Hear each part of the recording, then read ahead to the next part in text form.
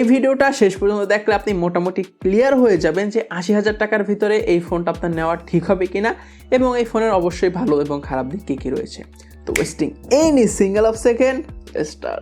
তবে ওপোর ফোনগুলো দেখতে কিন্তু অলওয়েজ অনেক বেশি সুন্দর হয়ে থাকে। এই ফোনটাও তার ব্যতিক্রম না, পিছনে একটা 3D টাইপের ডিজাইন করা হয়েছে। ডিরেক্ট সানলাইট অথবা ডিরেক্ট আলোতে ধরলে দেখতে খুব সুন্দর লাগে, মানে একটু 3D ভাইবের। কালারগুলোও কিন্তু যথেষ্ট ভালো এবং ফোনগুলো দেখতে যথেষ্ট সুন্দর। এই ফোনের বেশ কয়েকটা কালার আছে, সবগুলো কালারই দেখতে অনেক ভালো লাগতেছিল, কিন্তু আমার কাছে কেন জানি একটা অ্যাপেল ফিল আসতেছিল। মানে ক্যামেরার যে পজিশনিং বা ক্যামেরার যে ডিজাইনটা বা ক্যামেরার যে বামটা কেমন জানি আইফোনের মতো লাগতেছিল, মানে জিনিসটা হজম হচ্ছে না। আর ফোনের ফ্রেমটা কিন্তু সম্পূর্ণটা মেটালের, এটা অবশ্যই একটা ভালো দিক।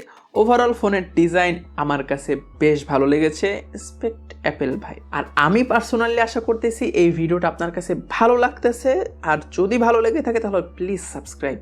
মানে কিপটামি করে কি হবে, প্লিজ সাবস্ক্রাইব। এই ফোনটিতে ফুল এইচডি প্লাস 120 হার্টজ। হ্যাঁ, 120 হার্টজ এখন ডাল ভাতের মতো কমন হয়ে গেছে, মানে যে ফোন ধরবেন সেই ফোনই 120 হার্টজ। যাই হোক, এই ফোনটিতে কিন্তু 1.7 বিলিয়ন কালার সাপোর্টেড ডিসপ্লে পেয়ে যাবেন এবং ডিসপ্লের সাইডের ব্যাজেলগুলো কিন্তু নাই বললেই চলে, বা খুবই ন্যারো ব্যাজেল এবং তার সাথে কিন্তু খুবই সিমেট্রিক্যাল, মানে উপরে নিচে ডানে বামে চারোদিকেই সমান, দেখতে বেশ সুন্দর লাগে। ছোট্ট একটা 5 হোল কাটআউটের মাধ্যমে সেলফি ক্যামেরা দেওয়া হয়েছে। ওভারঅল ডিসপ্লেও দেখতে বেশ সুন্দর। আর এই ডিসপ্লেতে প্রোটেকশন হিসেবে ব্যবহার করা হয়েছে কর্নিং গোরিলা গ্লাস 7i, যেটা অবশ্যই ভালো। আর হ্যাঁ, এত দামি একটা ফোন অবশ্যই HDR10+ এর সাপোর্ট পেয়ে যাবেন। আর এই ডিসপ্লের পিক ব্রাইটনেস হলো মাত্র 1200 নিটস। কিন্তু মানে এখানে মাত্র শব্দটা বলার একমাত্র কারণ হলো যেখানে 3000, 4000, 5000 নিটসের অনেক নাম্বার গেম খেলে কোম্পানিগুলো ডিসপ্লের ক্ষেত্রে, কিন্তু এই ফোনটা কিন্তু সেরকম কোনো নাম্বার গেম খেলে নাই, জাস্ট 1200 নিটস। কিন্তু ভিজিবিলিটি ছিল অনেক ভালো। আউটডোর এবং ইনডোরে আপনি ভিজিবিলিটি নিয়ে কোনো ইস্যু ফেস করবেন না ইনশাল্লাহ। তো নাম্বার যাই হোক, ভিজিবিলিটি বেশ ভালো। তবে এই ফোনটা কিছুটা পিছলা টাইপের বলতে পারেন, যদি সাবধানে ইউজ না করেন হাত থেকে স্লিপ করে পড়ে যাওয়ার একটা পসিবিলিটিস কিন্তু থেকেই যায়।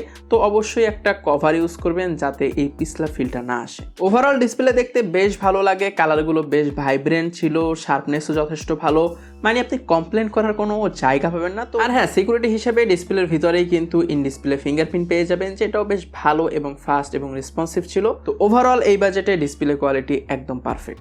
ওপোর এই ফোনটিতে কিন্তু কোয়ালকম স্ন্যাপড্রাগন 7 Gen 4 এর একটি প্রসেসর ব্যবহার করা হয়েছে। তবে এই প্রসেসরটি যে নিয়ে কাজ করে বা যে ভেরিয়েন্টের এটি, এই প্রসেসরটা কিন্তু খুব একটা ফোনে ব্যবহার করা হয়নি, খুব কম সংখ্যক ফোনেই কিন্তু এই প্রসেসর ব্যবহার করা হয়েছে। বিশেষ করে আপার মিড রেঞ্জের যে ফোনগুলো সেগুলোতে এই প্রসেসরগুলো আপনি পেয়ে যেতে পারেন। তবে আপনার ডে টু ডে লাইফে কোনো পারফরমেন্স ইস্যু বা ড্রব্যাক বা ল্যাগ এরকম কিছু ফিল করবেন না, যথেষ্ট ভালো স্টেবল পারফরমেন্স পাবেন এই প্রসেসরটা থেকে। আর যদি আপনি গেমিং করতে চান পাবজিতে কিন্তু অবশ্যই আপনি এক্সট্রিম গ্রাফিক্সে খেলতে পারবেন, কোনো ধরনের ল্যাগ বা পারফরমেন্স ইস্যু বা ড্রব্যাক আপনি একদমই ফিল করবেন না।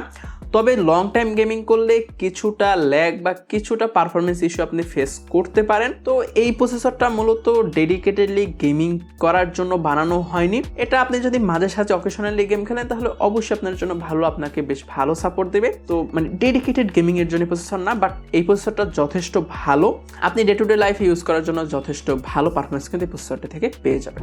এই ফোনটির ব্যাকে 3টা ক্যামেরা ব্যবহার করা হয়েছে আর 3টা কিন্তু বেশ ভালো কাজ করে। মেইন সেন্সরটি ছিল 50 মেগাপিক্সেলের, তার সাথে 50 মেগাপিক্সেলের একটি টেলিফটো লেন্স আর 8 মেগাপিক্সেলের একটি আল্ট্রা ওয়াইড লেন্স। হ্যাঁ, এখানে প্রশংসা করতেই হয়, কারণ ভাই এখানে উল্টাপাল্টা বিশেষ করে ম্যাক্রো লেন্স দিয়ে টাকা নষ্ট করে না একদমই। যে 3টা লেন্স দিয়েছে 3টাই কাজের। আপনি যদি নর্মাল ছবি তুলতে চান সেক্ষেত্রে তো মেইন ক্যামেরা আছে, যদি টেলিফটো দিয়ে ছবি তোলেন মানে পোর্ট্রেট ছবি যদি তুলতে চান সেক্ষেত্রে টেলিফটো লেন্স, আর মাঝে সাঝে আল্ট্রা ওয়াইড দরকার হলে আল্ট্রা ওয়াইডের জন্য 8 মেগাপিক্সেল তো আছেই। তো ওভারঅল এটার ক্যামেরা কিন্তু বেশ ভালো। আর ছবির কথা যদি বলি, বেশ ভালোই ছবি তোলে, ছবিতে ডিটেলস কিন্তু বেশ ভালো পরিমাণে ছিল, ডাইনামিক রেঞ্জও মোটামুটি ভালো। কিন্তু ছবির টোনটা পার্সোনালি আমার কাছে পছন্দ না, কারণ বেশ ন্যাচারাল টোনে একটা ছবি তোলার চেষ্টা করে, যেটা পার্সোনালি পছন্দ করি না। আমার কাছে একটু বুস্টেড বা একটু স্যাচুরেটেড ছবি পছন্দ, মানে সোশ্যাল মিডিয়া রেডি টাইপের ছবি পছন্দ। তো এটা যেহেতু একটু ন্যাচারাল টোনের ছবি তোলে আমার কাছে পার্সোনালি অতটা ভালো লাগে না, বাট যারা ন্যাচারাল টোনের ছবিগুলো পছন্দ করেন তাদের কাছে যথেষ্ট ভালো লাগবে। আর সামনে কিন্তু 50 মেগাপিক্সেলের একটি সেলফি শুটার ব্যবহার করা হয়েছে, আর এটা কিন্তু 100 ডিগ্রি ফিল্ড অফ ভিউতে ছবি বা ভিডিও করতে পারে। মানে সোজা কথা বললে সামনে একটি আল্ট্রা ওয়াইড সেন্সর ব্যবহার করা হয়েছে। অনেকেই, বিশেষ করে আমার একটা পার্সোনাল কমপ্লেন থাকে, যারা ফোন থেকে ভ্লগিং করে বা ভিডিও করে তাদের সেলফি ক্যামেরা দিয়ে ভিডিও করলে কিন্তু খুব টাইট লাগে ফ্রেমটা। তো সেক্ষেত্রে বিশাল বিশাল এক আল্ট্রা ওয়াইড ভিউ পেয়ে যাবেন আপনি সামনের সেলফি ক্যামেরা থেকে, তো এটা অবশ্যই ভালো দিক। এবং ব্যাক ক্যামেরা আর ফ্রন্ট ক্যামেরা দুইটাতে কিন্তু 4K 30 এবং 60 fps এ ভিডিও অবশ্যই করতে পারবেন। তো ওভারঅল ক্যামেরা পারফরমেন্স ভালোই ছিল।